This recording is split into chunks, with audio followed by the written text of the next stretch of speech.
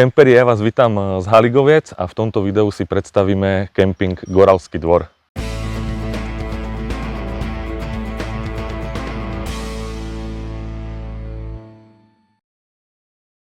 Ja vás ešte raz vítam z Haligoviec, vítam tu vedľa mňa aj majiteľa kempu pána Simonika, ktorému položím pár otázok ohľadom tohto kempu. Kemp sa nachádza v Haligovciach, je osadený vo veľmi peknej prírode. Teda príroda vám tu robí krásnu scenériu a ja by som na úvod sa vás chcel spýtať, že aká je vybavenosť kempu, teda keby ste kemperom povedali, že čo všetko tu je vo vašom areáli. Tak je to rodinný kemp, je to celá moja rodina tu na tom pracuje. Áno. Všetci sme tu celé leto, v služby robíme tak, aby zákazníci boli spokojní a hlavne sme prevádzkovateľia ešte aj pltí na Dunajci, raftov na Dunajci. To všetko zabezpečujeme pre našich klientov, odtiaľ to ich vozíme do Červeného kláštora, zabezpečíme im odvoz, dovoz im zabezpečujeme a aj tie služby, ktoré sa týkajú okolo pltí a raftov. Áno. Ja som myslel skôr tú vybavenosť, že čo sa týka elektrických prípojok, veciek a tieto veci, že čo všetko je, teda ja to trošku poviem aj za vás, teda keď som sa pripájal na elektriku, tak sú tu 10 amperové ističe, čo sa týka pripojenia. Elektrika sa tu nemerá, máte poplatok, tuším, za noc. Čiže koľko noci ste tu. Je tu potom, som si všimol, že je tu aj taký minibazén, ten beží pravdepodobne v letnej sezóne. Cez leto, hej. Cez leto, čiže deti sa môžu schladiť, takisto aj dospelí.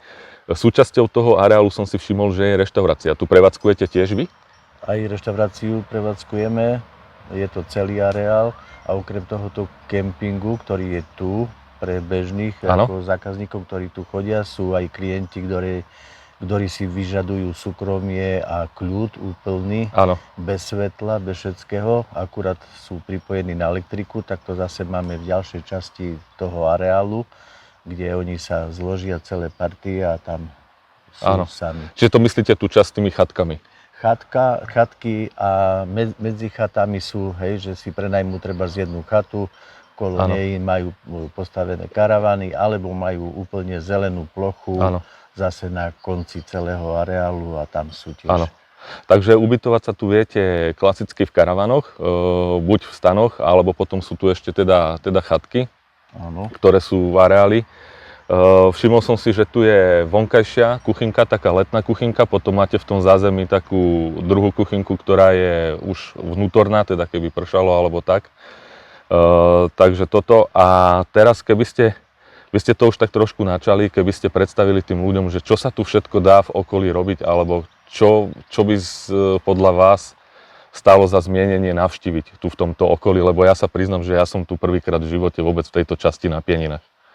No tak najväčšia tá atrakcia práve sú tie peľte na Dunajci. Teraz už v novej dobe pribudli aj rafty, takže kopec ľudí chodí na rafty. Okrem plti požičávame bicykle. Bicyklami sa môžu vrátiť k nám do Goralského dvora po splave. Tu odovzdajú bicykle.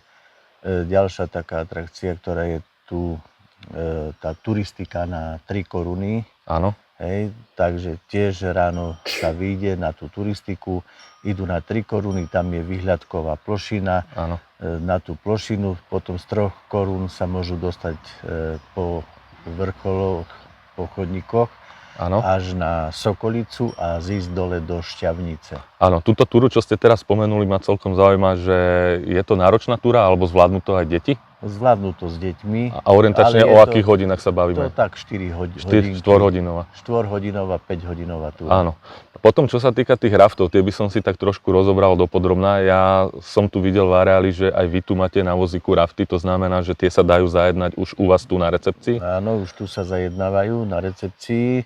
Vyberajú si klienti trasu, máme 17 km, 15 a 10 km trasu, takže sami sa rozhodujú. Väčšinou idú na tú 10 km, ale chodia aj na 17 Áno. km. A môžem sa spýtať na takú cenu, kebyže rodina si chce požičiať ten raft, ste spomínali, že ich viete aj zaviesť na teda štartovaciu stanicu a potom do cieľa vlastne, že prídete pre nich, že takýto celý ten komplet tej služby, že orientačne koľko vás stojí? No, záleží to od toho, že aký veľký raft, hej. Pohybuje sa to od 40 eur do 110 eur za veľký raft. Áno, a tých 10 kilometrov je to na celý deň, alebo koľko asi hodín to trvá tým ľuďom, kým to zídu? 10 kilometrová trasa vyjde tak na 1,5 až 2 hodinky a tá 15-17 kilometrová vyjde tak na 3 hodiny aj s pivom, keď sa zastavia. Áno, takže sú niekde aj zastávky také, že bufety, hej? Hej, sú zastávky, kde môžu dať si pivečko a potom pokračujú ďalej. Ale není to nejaká náročná trasa, ten Dunajec je viac menej kľudný, nie? Že nemôže sa stať, že dieťa vám vypadne z raftu, alebo tak? Nie, ešte sa to nestalo, že by vypadlo, však sú aj poučení všetci, že kto kde má sedieť, kde má mať nohy strčené, aby nevypadol. No a v pohode. Jazdia aj s malými deťmi, idú aj takí väčší mladenci, idú dievčatá, hej. A idú aj sami, alebo si prenajmú inštruktora, ktorý zase im vynahradí pltníka, ktorý rozpráva históriu a všetko o pieninách, tak zase ten inštruktor im potom na tom rafte rozpráva takisto o pieninách. Čiže môžu to mať aj s výkladom, so zaujímavosťami. S výkladom, aj naučí ich, jak sa raftuje. Áno. Ďalej, čo by som sa spýtal, nejaké najbližšie potraviny odtiaľ, toto ešte kopeckrát zaujíma kemperov, že ako sú vzdialené? No, potraviny sú vzdialené 1 kilometr od nás. Dá sa ísť do jednej strany aj do druhej strany. Máme tu na reklamu, pre obidve potraviny chodia. A máme takú zaujímavosť, že máme elektrické kolobežky a tie kolobežky im požičiame, aby nemuseli štartovať auto. Na elektrickej kolobežke si vybehnú do potravín, robia nákup a sa vrátia naspäť. Takže ste taký proklientský prístup tu máte, to znamená, že aj toto sa tu dá požičiať.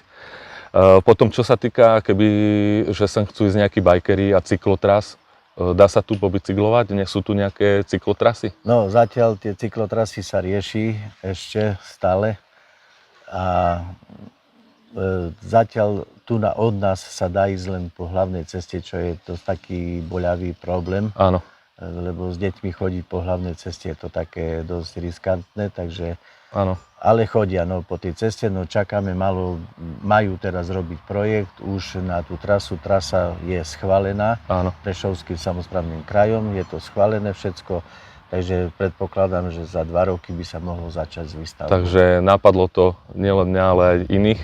Tá cesta je tu fakt, že úzka, ale zase musím povedať, že nie je až taká frekventovaná, ale fakt treba, keď pôjdete s deťmi po tej ceste, na bicykloch, tak treba dávať pozor, fakt treba chodiť po kraji, lebo keď idú oproti 2 auta, tak už s cyklistom je to také na hrane.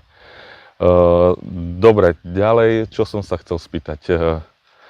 Cenovo tento kemp, respektíve takto, vy ste celoročný kemp, alebo iba sezónny? My sme sezónny kemping, začíname 27.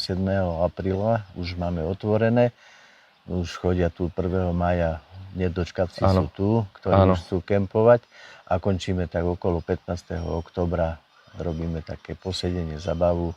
Áno, a cenovo, keby ste to kemperom priblížili, že taký víkend, 2 dospelí, 1 dieťa, u vás orientačne koľko sa hýbe cenovo v karavane? V karavane 2 dospelí, keď sú s elektrikou, komplet s prípojkou, 25 eur na jednu noc. Na jednu noc. Hej. Takže cenovo ale prístupné. Majú v tom všetko, hej, majú bazén, majú všetky služby, vozíme ich a tak ďalej. Áno.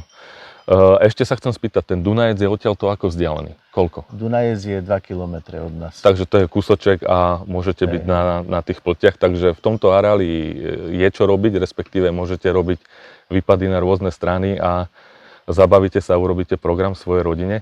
Ja by som chcel ešte povedať jednu vec, že keď budete prichádzať do toho kempu, ja som sa neodvážil zatočiť, ide sa tak dole briežkom, potom sa prudko zatača, vlastne 90 stupňová zatačka je vlastne na recepciu a ja mám 6-metrový karavan, tak Tí, čo máte dlhšie karavany, ja som potom išiel na to parkovisko, pred tou reštauráciou som sa radšej tam otočil a už v podstate potom som rovno vchádzal. Rovno, ale takže treba dávať pozor, alebo musíte byť fakt, že dobrý šofer, pekne si nadísť, takže ten príjazd tam je a teraz som videl, že ste tam robili takú skalku, takže aby sa nestalo, že tými kolesami vlastne vybehnete. Ale rozšírili sme to, lebo to bolo ešte užšie, bolo to, ale sme to rozšírili tak, že sa dá aj so 6-metrovým vojsť v pohode. Hej.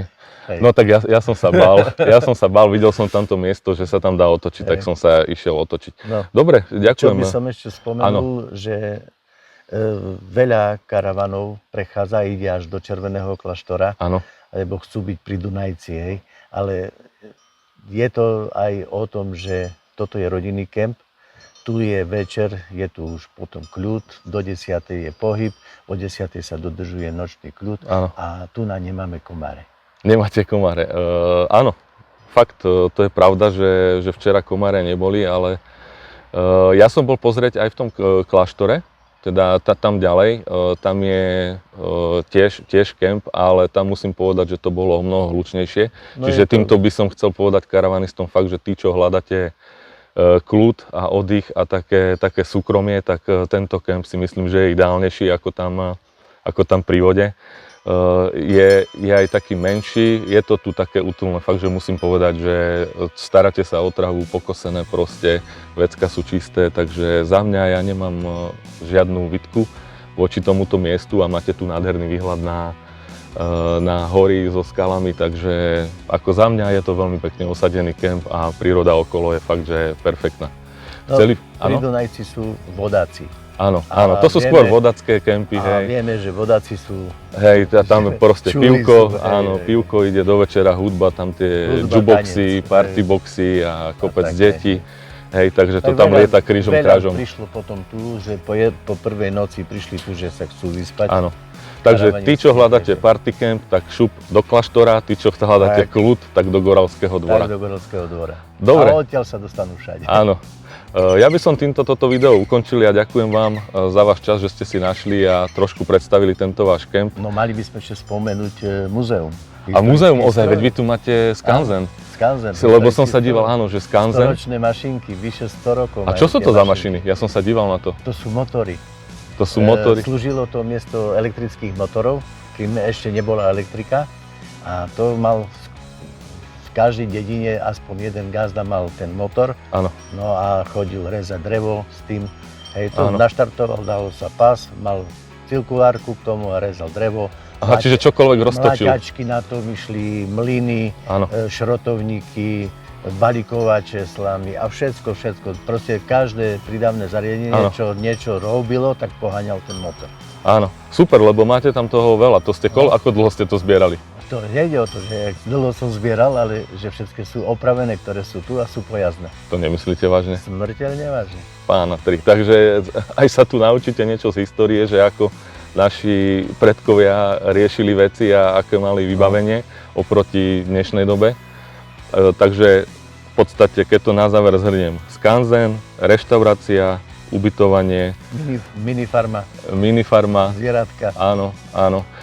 Ináč ešte tú reštauráciu by som spomenul, že je tam prevažne slovenská kuchyňa, hej, čiže nečakajte nejaké pizze a takéto. Domáce varí babička. Áno, čiže domáce varí babička, presne tak. Takže tak, ešte by ste niečo spomenuli? Ja myslím, že treba prísť a vyskúšať si to. Treba prísť a vyskúšať, výborne. Takže týmto by som teraz už naozaj toto video ukončil. Ja vás pozdravujem a teším sa na vás pri ďalšom videu. Majte sa, dovidenia.